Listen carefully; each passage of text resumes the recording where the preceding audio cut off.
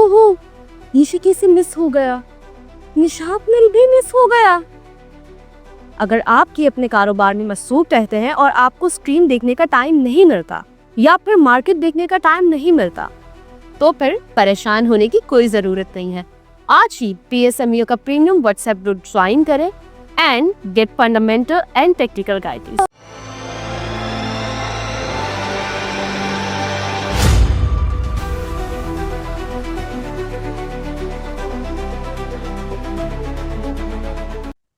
अस्सलाम वालेकुम, मैं हूं नादिया अनवर और आप देख रहे हैं पाकिस्तान शेयर मार्केट अपडेट्स।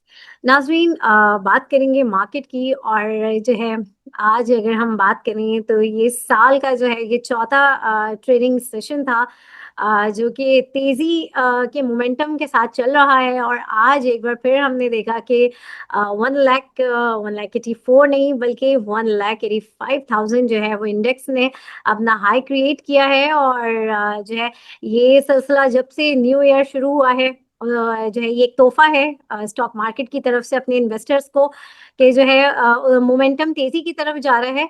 और जो है जो मेजर सेक्टर्स हैं उनमें बहुत अच्छी जो है हम बाइंग देख रहे हैं। इन्वेस्टर्स का काफ़ी इंटरेस्ट है। और जो है हम बात करेंगे कि आखिर इस तेज़ी की असल वजह क्या है। कहीं मार्केट ओवरबॉट तो नहीं हो चुकी है। ये सारे सवाल जो है हम सबके माइंड में हैं। और ये भी डर लग रहा होता है कि इतनी तेजी के बाद कहीं करेक्शन तो नहीं आ जाएगी कल।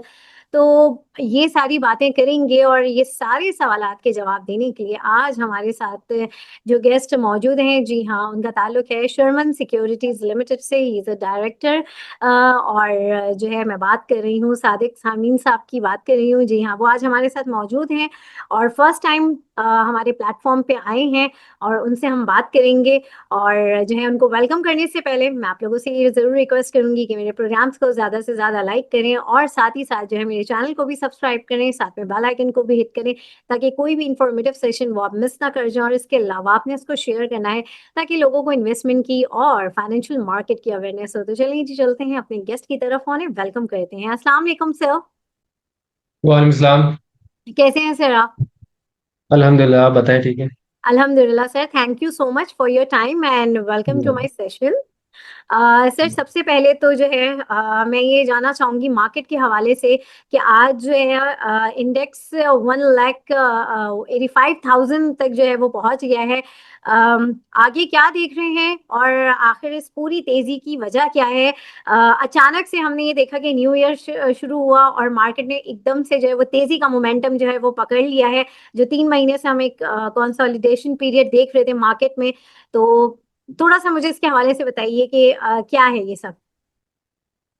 देखिए, मार्केट का रीजन सिर्फ मतलब जो मेजर रीजन है बढ़ने का 4 सेशन में यही है कि एक तो देखिए मार्केट में बहुत लिक्विडिटी के एक इन्फ्लक्स है। आपने देखा है म्यूचुअल फंड 4 दिन 3 4 दिन से आपने देखा है नेट बाहर बड़ी क्वांटिटी में।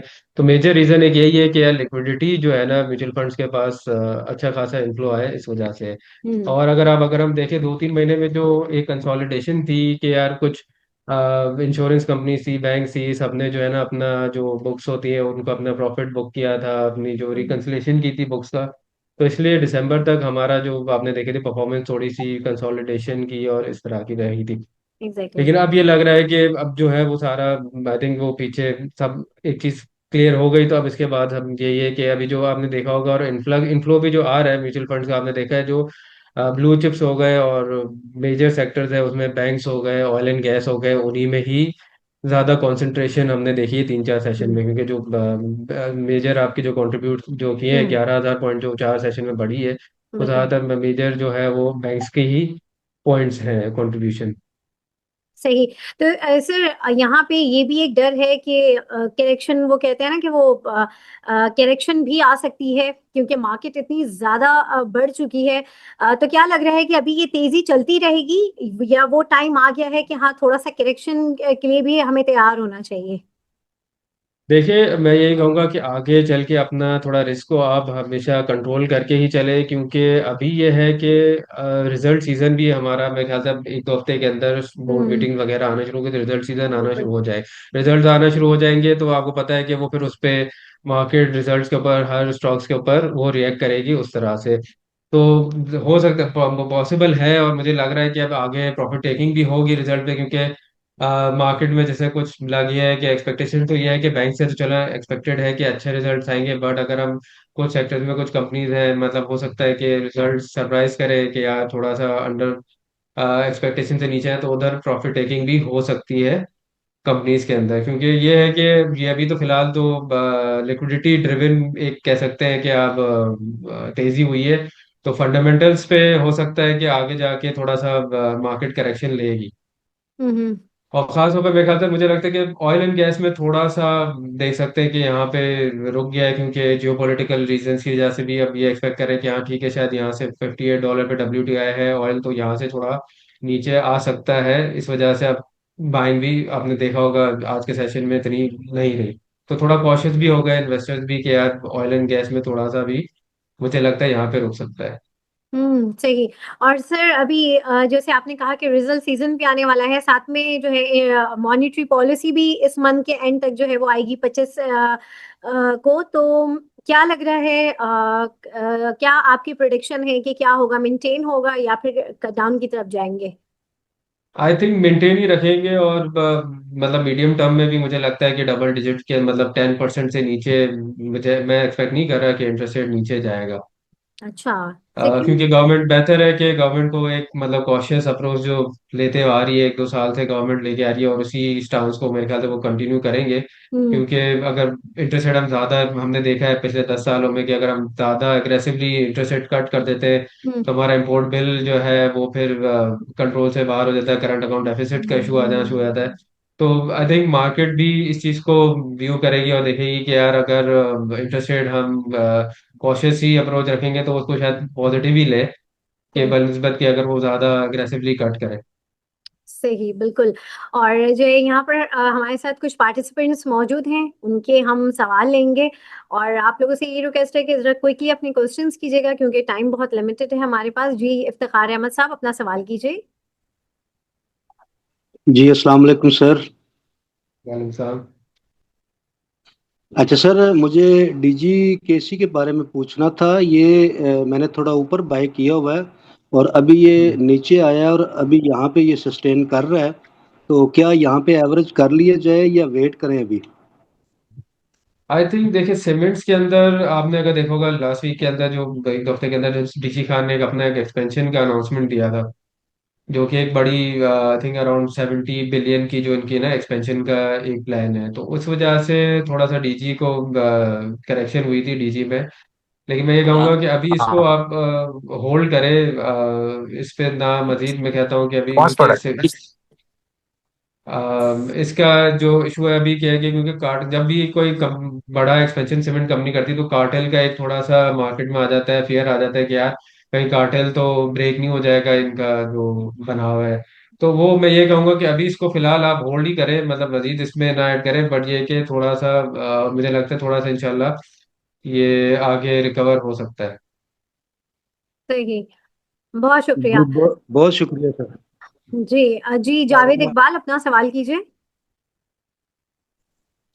जी सर, मैं डॉल के बारे में पूछना चाह रहा था। केमिकल का एक शेयर है, डेस्कॉन ऑक्सीकेम लिमिटेड, इसके बारे में कि इसका फ्यूचर कैसा है, ये इसके बारे में। यार इससे इसका मुझे थोड़ा इतना आइडिया नहीं है, बट मैं ये कहूंगा कि इसका मैं जरा डॉल आई थिंक अभी डॉल अगर वैसे मुझे पूछे थे, हाँ मतलब वैसे केमिकल सेक्टर में अगर मैं ये कहूंगा कि अगर कोई शेयर है तो मतलब इनका पे आउट भी हिस्ट्री अच्छी है, तो वैसे बुरा नहीं है, मतलब अच्छा शेयर है। बट ये कि केमिकल ओवरऑल सेक्टर थोड़ा सा अपना लाइमलाइट में है अभी फिलहाल नहीं है, आई गेस मैं कह रहा जो मेन बोर्ड्स है उसी पे ज्यादा एक्टिविटी रहेगी आगे। सही, बहुत शुक्रिया। जी, उसामा साहब, अपना सवाल करें। जी बहुत शुक्रिया। अस्सलाम वालेकुम सर। सर मेरा क्वेश्चन ये था, बीओपी के बारे में थोड़ा गाइड कर दें कि ये आज तकरीबन 2% नेगेटिव हो गया है, तो ये नीचे कहाँ तक जा सकता है, और सेल के वाले से बता दें इसका क्या टारगेट हो सकता है। Thank you sir.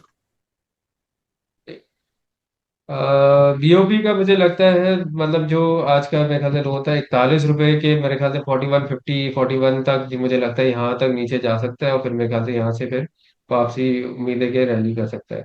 इसके अलावा सर्ल का जो है आज मेरे ख्याल से इसका जो टारगेट है जो मतलब 150 के अराउंड आप एक्सपेक्ट कर सकते हैं, 140 150 के बीच में, मतलब आप यहाँ तक आप एक्सपेक्ट कर सकते हैं नियर टर्म। जी शुक्रिया। बहुत शुक्रिया जी। अफजाल हुसैन अपना सवाल करें। जी अस्सलाम वालेकुम सर। सर मुझे आपका एक एनालिसिस के बारे में पूछना था। एक जो मेरा अपना वो हुआ था, ये जो पीएसओ है सर, ये जो पीएसओ है इसकी जो करंट प्राइस चल रही है, अगर हम इसके सारे कैलकुलेशंस वगैरह करें जो इसकी रिपोर्ट से हमें आती है, so सर क्या आप इसको ओवर वैल्यूड नहीं देखते? लाइक ऑयल मार्केटिंग कंपनीज के बाकी शेयर्स की निस्बत कि ये जो इसकी करंट प्राइस है ये जस्ट ट्रेंड की वजह से ऊपर जा रहा है, अदरवाइज इसकी जो प्राइस है वो 450 के से नीचे होनी चाहिए। आई मीन जस्ट मेरा एनालिसिस है, please correct me if I am wrong. तो काइंडली इस बारे में अपनी सजेशन दीजिएगा। Thank you sir. पीएसओ का, देख मुझे ये नहीं लगता कि ये ओवर वैल्यूड है। उसका मतलब दो तीन रीजन। एक ये है कि पीएसओ तो मतलब समझे कि लार्जेस्ट ओएमसी है जिसके पास मतलब मेजर ओवर 40% शेयर है ओएमसी मार्केट के अंदर। सेकेंडली इसके अंदर जो दो तीन डेवलपमेंट्स हैं उसके हवाले से मुझे लगता है कि इसकी जो रीजन है बढ़ने की, और उसमें मुझे लगता है इसमें अपसाइड भी इस वजह से ही है। एक तो ये डेवलपमेंट है कि एलएनजी जो गवर्नमेंट ने निगोशिएट किया है कतर के साथ, जो अपने कार्गोज हमारे एलएनजी के वो हमने कम कर दिए हैं। तो उसमें मेजर बेनिफिशियरी पीएसओ है, क्योंकि इनका पास में यही रहा है कि सर्कुलर डेट जो इनका गैस से बढ़ा है वो एलएनजी शिपमेंट की वजह से ही हुआ था। वो अब ये आगे लग रहा है कि आस्ते आस्ते अगर जितनी शिपमेंट्स कम भी होती जाएंगी तो इनका पार्लब भी नहीं होगा। और इनको एक बेनिफिट अब ये हो गया है कि गवर्नमेंट की तरफ से इनको अब पिछली जो पुरानी एरियर्स हैं पेमेंट्स है वो भी इनको आना शुरू हो गई है।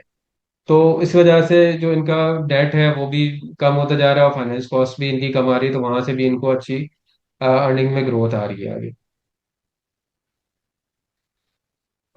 बहुत शुक्रिया। बहुत शुक्रिया साहब। जी मुकीत अपना सवाल कर लें।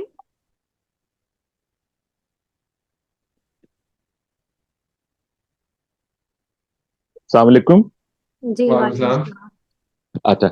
अच्छा, मुझे दो स्क्रिप्ट के बारे में पूछना है। एक तो ये बताइए कि गैल को आप 2026 में कैसा देख रहे हैं, इसकी टारगेट प्राइस क्या हो सकती है, और दूसरा ये बताइए कि पीपीएल में अभी किस लेवल पे एंट्री ली जाए। ये दो प्लीज इसके बारे में बता दो। हाँ, गैल का देखिए, एक गैल की जो हमने देखा लास्ट ईयर जो 2025 में जो एक एक्साइटमेंट थी जो रैली किया था गैल ने, वो था इनका जो T9 इन्होंने जो लॉन्च की थी उसके ऊपर। इसमें काफी मतलब रिटर्न भी अच्छा बना था और उसने रैली भी किया था। बट ये है कि आगे हम देखते हैं कि जो मार्केट से हमें फीडबैक मिला है कि यार वो T9 अब इतना उसकी अब एक्साइटमेंट नहीं है और उसके आगे सेल भी हम देख रहे हैं कि इतनी कोई अच्छी नहीं आएगी। तो मुझे लगता है कि यहाँ से शायद नीचे करेक्ट कर सकता है, क्योंकि अब मेजर जो एक इसका अर्निंग का कंट्रीब्यूटर था वो T9 के ट्रक्स है। तो अगर इस बिजनेस में देखना ही है ट्रक में, तो मैं आपको रिकमेंड करूंगा कि GHNI की तरफ आप देखें कि वो प्योरली ट्रक है।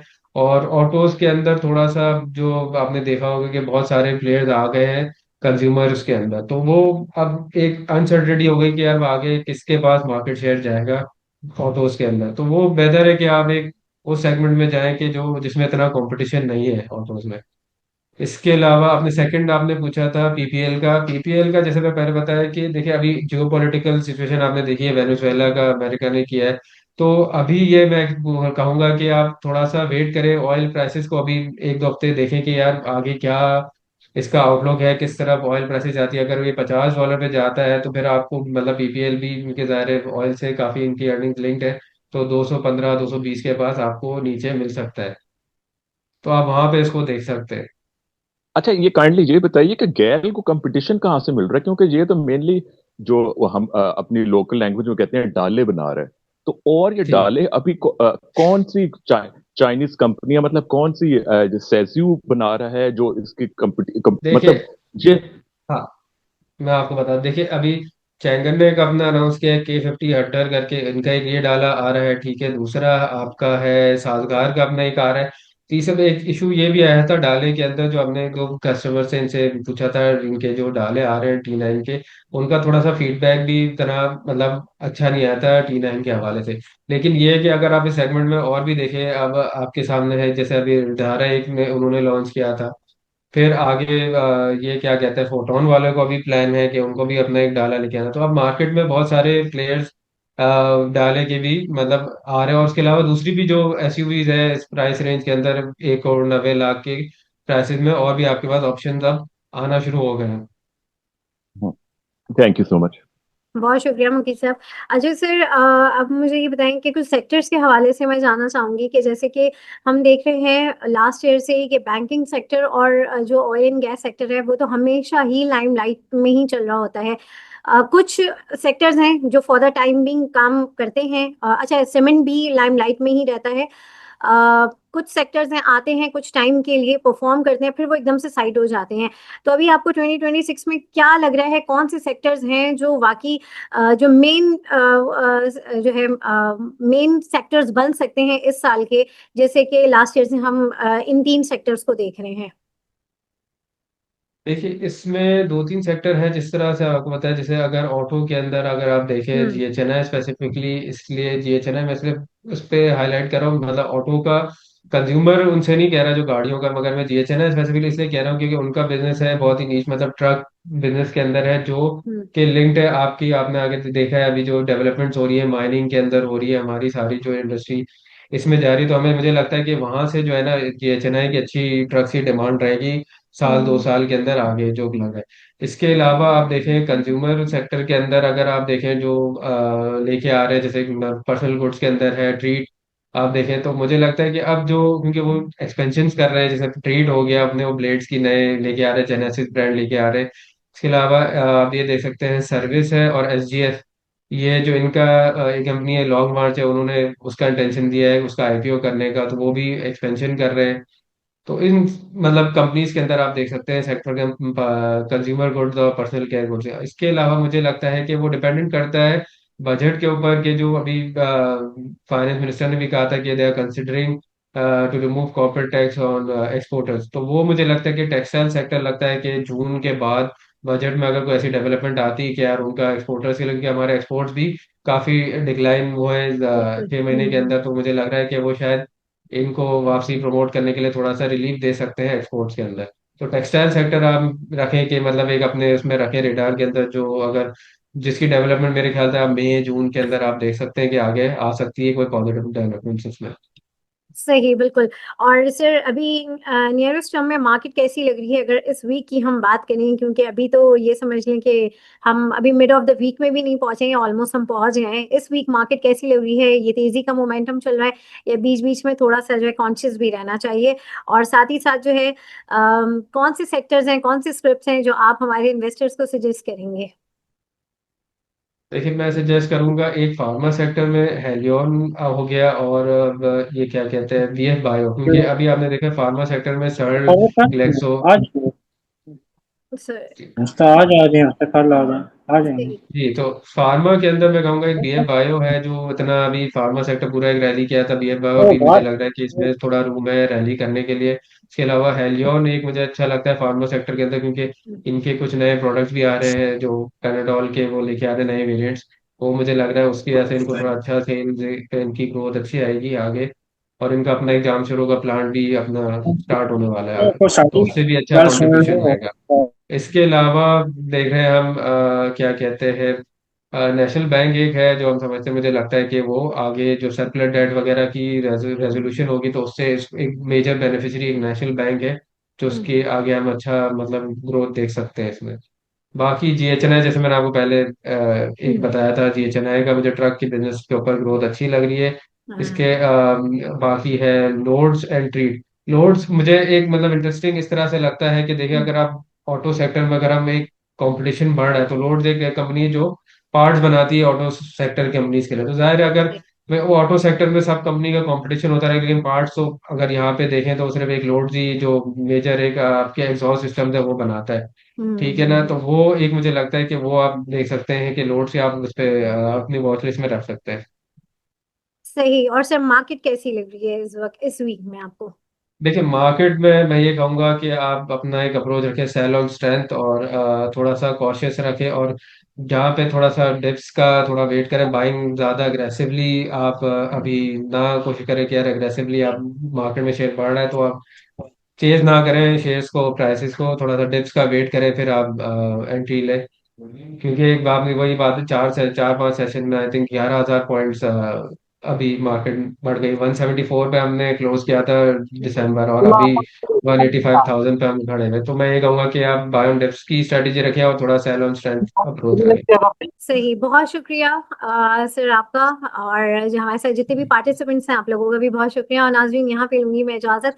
इंशाल्लाह आप लोगों से फिर मुलाकात होगी, तब तक के लिए अल्लाह हाफिज। Thank you so much sir, once thank you, again, अल्लाह अल्लाह हाफिज। हाफिज।